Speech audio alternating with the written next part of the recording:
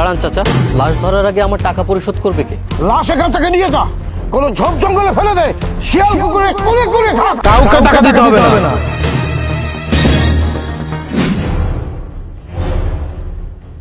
বাড়িতে কেউ আছেন? আপনারা কে কোথায় আছেন একটু বাইরে আসুন। কি ব্যাপার রাস, তুই আমার বাড়িতে খাটিয়ার ভিতর কার লাশ? আর তুই বা বিদেশ থেকে কবে আসলি? আজকে এসেছি চাচা, আর খাটিয়াতে আপনার ছেলের লাশ। আমার ছেলের লাশ মানে? আমার ছেলের লাশ তুই কোথায় পেলি? ভাই আপনার একটু নামান খাটিয়াটা।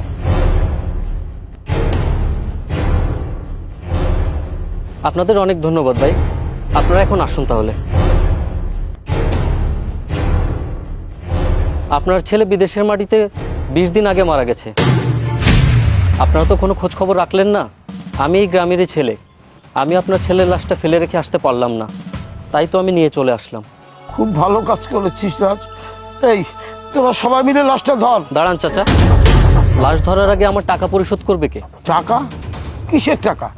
কাকে আবার টাকা দিতে হবে? আপনার ছেলে যখন বিদেশে মাটিতে অসুস্থ অবস্থায় ছিল তখন তাকে চিকিৎসা করাতে হয়েছে। দীর্ঘ 11 দিন আইসিইউতে ছিল, সেখানে প্রায় 3 লক্ষ টাকা খরচ হয়েছে। তাছাড়া আপনার ছেলের লাশ দেশে আনার জন্য আমার প্রায় আরও 1 লক্ষ টাকা খরচ হয়ে গেছে। টোটাল 4 লক্ষ টাকা খরচ হয়েছে। এখন আমাকে 4 লক্ষ টাকা দেওয়ার পর তারপর আপনার এই লাশে হাত দিবেন। 4 লক্ষ টাকা? এত টাকা আমরা কোথায় পাবো? আর তাছাড়া 4 লক্ষ টাকা দিয়ে যদি লাশ ছাড়াতে হবে, তাহলে তুই লাশ নিয়ে আসলে কি জন্যে? এটা আপনি কি বলছেন চাচা? আপনার ছেলে তো বিদেশে মাটিতে কম টাকা ইনকাম করেনি। আমার জানা মতে বছরে প্রায় 40 থেকে 45 লক্ষ টাকা আপনাদের দেশে পাঠিয়েছে। আর আপনার কিনা মাত্র 4 লক্ষ টাকার জন্য আপনার ছেলের লাশ নিতে চাচ্ছেন না? আমার ছেলে বাড়িতে টাকা পাঠিয়েছে সত্য, সেই টাকা দিয়ে আমি জমি কিনেছি। তারপরে বিদেশে যাওয়ার জন্য ও যে টাকা দিয়েছিল সেই টাকা আমি পরিশোধ করেছি, এই বাড়ি করেছি। আমার ছোট ছেলে আলামিনের জন্য একটা R15 কিনে দিয়েছি, একটা আইফোন কিনে দিয়েছি। আর এই মেয়ে নীলার জন্য একটা স্কুটি আর একটা আইফোন কিনে দিয়েছি। আর আমার বড় মেয়ের বিয়েতে 10 লক্ষ টাকা খরচ করেছি। আর জামার ব্যবসার জন্য 20 লক্ষ টাকা দিতে হবে। এখন তুই বল, আমার কাছে কোনো টাকা আছে? আর তাছাড়া 4 লক্ষ টাকা দিয়ে লাশ ছাড়িয়ে নিয়ে আমার লাভটা কি? নাউজুবিল্লাহ। চাচা আপনি কি আসলেই এ কামরুল ভাইয়ের বাবা? মুখ সামলে কথা বলিস না। আমি কামরুলের বাবা না মানে? তুই কি বলতে চাচ্ছিস? আপনার কথাই তো তাই মনে হচ্ছে চাচা। নিজের ছেলের লাশ সামনে রেখে এভাবে কেউ কথা বলে? আপনার ছেলে বিদেশের মাটিতে নিজের রক্ত পানি করে, নিজের সুখ বিসর্জন দিয়ে টাকা ইনকাম করে আপনাদের জন্য দেশে পাঠিয়েছে। আর আপনারা কিনা এখন সেই ছেলের লাশই নিতে চাচ্ছেন না? আমি এত কথা জানি না চাচা। আমার 4 লক্ষ টাকা খরচ হয়েছে, এই টাকা এখন কে দিবে আমাকে? কে টাকা দেবে সে কথা আমি বলতে পারি না। এই লাশ তুই এখান থেকে নিয়ে যা, এই লাশ থেকে পচা গন্ধ আসছে, প্রয়োজন হয় তোর বাড়িতে নিয়ে যা। এই যে আলামিন ভাই, তোমার ভাই তো তোমাকে অনেক ভালোবাসতো। তার কষ্টের টাকা দিয়ে তুমি R15 কিনেছো, আইফোন কিনেছো। আমি বলি কি, R15টা বিক্রি করে দিয়ে সেই 4 লক্ষ টাকাতে তোমার ভাইয়ের লাশটা ছাড়িয়ে নাও না। না না রাজ ভাই, আমি এটা করতে পারবো না। বাইক প্রত্যেকটা ছেলের একটা নেশা, আমি আমার বাইকটা বিক্রি করতে পারবো না। বাবা যেটা বলেছে ওটাই ফাইনাল। আপনি ভাইয়ার লাশ নিয়ে এখান থেকে চলে যান। নীলা, তোমার ভাইও তো তোমাকে স্কুটি আর আইফোন কিনে দিয়েছিল, তাহলে ওগুলো বিক্রি করে দিয়ে তোমার ভাইয়ের লাশটা ছাড়িয়ে নাও না। রাজ ভাই মুখে যা আসছে তাই বলছেন কেন? স্কুটি আর আইফোন নিয়ে কলেজে গেলে আলাদা একটা সম্মান পাই, সেই সম্মান বিক্রি করে আমার ভাইয়ের লাশ ছাড়াতে পারবো না। বাহ, তোমাদের কথা শুনে মনে হচ্ছে এই সম্পদগুলো তোমাদের নিজের কষ্ট অর্জিত সম্পদ। আচ্ছা ঠিক আছে, তোমাদের কাউকে টাকা দিতে হবে না। শ্রুতি, তুমি তো একটু বোঝার চেষ্টা করো, তুমি তো তোমার ভাইয়ের লাশটা ছাড়িয়ে রাখো। আমি এত টাকা কোথায় পাবো? আমার বিয়েতে লক্ষ লক্ষ টাকা খরচ হয়েছে, আর বাবার কাছে অল্প কিছু টাকা আছে। এখন যদি আমি ওই টাকা দিয়ে ভাইয়ার লাশ ছাড়িয়ে নিই, তাহলে আমি আমার হাজবেন্ডের ব্যবসা দাঁড় করাতে পারবো না। তোমার বাবা তো বললো তোমার স্বামীকে ব্যবসা করার জন্য 20 লক্ষ টাকা দিতে হবে, তাহলে সেই 20 লক্ষ টাকার থেকে 4 লক্ষ টাকা দিয়ে তোমার ভাইয়ের লাশটা ছাড়িয়ে রাখো। আপনি চুপ করুন, আপনি কোনো কথা বলবেন না। এমনিতেই আমার বিয়ে হচ্ছিল না, যৌতুকের লোভ দেখিয়ে আমার বিয়েটা হয়েছে। এখন যদি ওই টাকার থেকে 4 লক্ষ টাকা আমি দিয়ে দিই, তাহলে তো আমাকে ডিভোর্স দিয়ে দিবে। না না, আমি এসব ঝামেলার ভিতরে পড়তে পারবো না। বাহ, তার মানে তোমার ভাইয়ের লাশের থেকে তোমার স্বামীর ব্যবসাটাই তোমার কাছে বড় হয়ে গেল। তোমার বিয়ের সব খরচই তো তোমার ভাইয়াই পাঠিয়েছিল। তোমাদের ভাই আমাকে বিদেশে থাকতে কি বলতো জানো? আমার ভাই বোন আমাকে অনেক ভালোবাসে, আমি নিজের জন্য কিছুই করব না, আগে আমার ভাই বোনগুলো প্রতিষ্ঠিত হোক, তারপর আমার নিজের জন্য করব। আজকে তো প্রমাণ হয়ে গেল যে তোমরা তোমাদের ভাইকে কতটা ভালোবাসো। যাই হোক, নিজের পকেটের টাকা খরচ করে তোমাদের ভাইয়ের লাশটা বিদেশ থেকে দেশে এনে আমি নিজেই বোকা সেজে গেছি। লাশ এখান থেকে নিয়ে যা, কোনো ঝোপ জঙ্গলে ফেলে দে, শিয়াল কুকুরে করে করে খাক।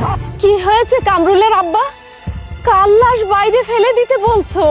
চাচি, আপনার বড় ছেলে কামরুলের লাশ। আমার কামরুল মারা গেছে, আমার কলিজার টুকরো। কোথায় কোথায় আমার কামরুলের লাশ কোথায়? লাশ খাটিয়াতে আছে চাচি। এখন কথা হচ্ছে, লাশের কাছে আসতে গেলে 4 লক্ষ টাকা দিয়ে তারপর আসতে হবে। আপনি তো এখানে ছিলেন না, এখানে অনেক কথা হয়ে গেছে। আমি তোমাদের সব কথা শুনেছি। 4 লক্ষ কেন, 4 কোটি টাকা হলেও আমি আমার সোনা পাখির লাশ ছাড়িয়ে রাখবো। আমার তো চোখ নেই, আমি আমার কিডনি বিক্রি করে দিয়ে আমি আমার সোনা পাখির লাশ ছাড়িয়ে রাখবো। কাউকে টাকা দিতে হবে না।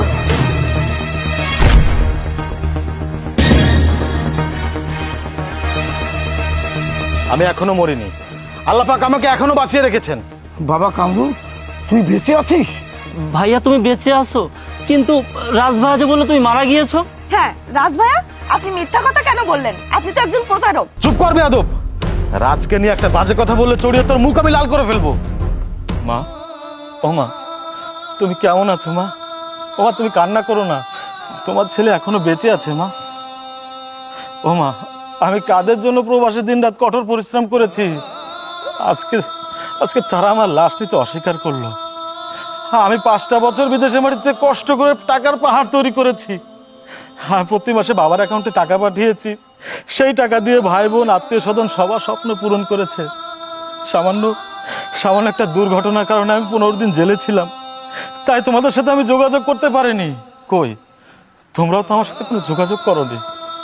আজকে রাজের কথা মতো আমি নাটকটা সাজিয়েছি। রাজ, তুই আসলে ঠিক কথাই বলেছিলি, তোর কথাগুলো অক্ষর অক্ষর সত্য হলো বন্ধু। ও মা, তুমি তো সবসময় বলতে ভাই বোন নাকি রক্তের বাঁধন, সব কেটে আলাদা করা গেলেও নাকি রক্ত কেটে আলাদা করা যায় না। কই, আজকে তো সেই রক্তই কেটে আলাদা হয়ে গেল। নিজের জন্মদাতা পিতা মুখের উপর বলে দিয়েছে লাশ ফেলে দে, শিয়াল কুকুরে কুড়ে কুড়ে খাক। আর এই যে আমার ছোট বোন, স্কুলে নাকি তার সম্মান, সে সম্মান বিক্রি করে সে তার ভাইয়ের লাশ ছাড়াতে পারবে না। আচ্ছা মা, বলো তো, ও যে সম্মানের অহংকারের কথা বলছে, সে সম্মানের পেছনের মানুষটাকে? এই যে আমার আদরের ছোট ভাই আমাকে বললো বাইক নাকি তার নেশা। হ্যাঁ, আমিও বলছি বাইক প্রত্যেকটা ছেলের জীবনে একটা নেশা। তো মা, এই নেশার পেছনের মানুষটাকে? এই যে তোমার বড় মেয়ে জীবন সঙ্গী পেয়ে তার নিজের ভাইকে ভুলে গেল, অথচ তার বিয়েটাই হয়েছে আমার টাকায়। সে বা তারা একটাবারের জন্য কখনো চিন্তা করেনি যে আমার ভাই বা আমার সন্তান প্রবাসের মাটিতে কষ্ট করে আমাদের জন্য এত কিছু করে দিয়েছে, আজকে তার লাশটা ছাড়িয়ে রেখে দাফন করি। যাই হোক, সব নষ্টের মূলে হচ্ছে টাকা। টাকা ছাড়া যেমন দুনিয়াতে কিছু করা যায় না, টাকা ছাড়া যেমন দুনিয়াতে চলা যায় না, আবার তেমনি সেই টাকা থাকলেও খারাপ সময় সেই টাকা কোনো কাজে আসে না, কাজে আসে না। যাই হোক, আমি সবসময় মনে করতাম আমার ভাই বোনেরা আমাকে অনেক ভালোবাসে। আজকে তো নিজের চোখে দেখতে পেলাম যে তারা আমাকে কতটা ভালোবাসে। বাবা, তুই কোথায়?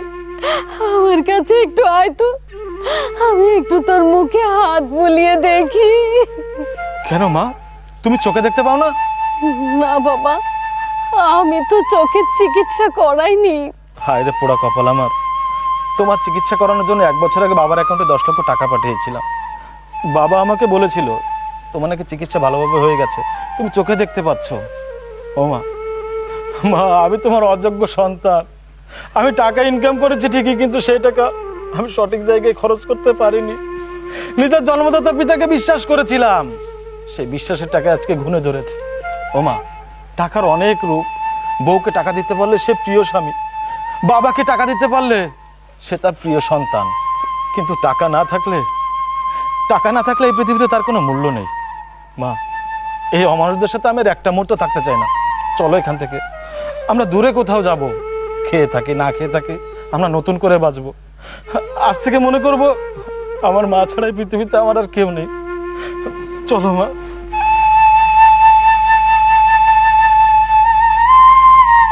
বাবা, এগুলো কি হয়ে গেল? তুমি ভাইয়ার মাকে ফেরাও। কামরুলের মা, দাঁড়াও, যেও না, দাঁড়াও।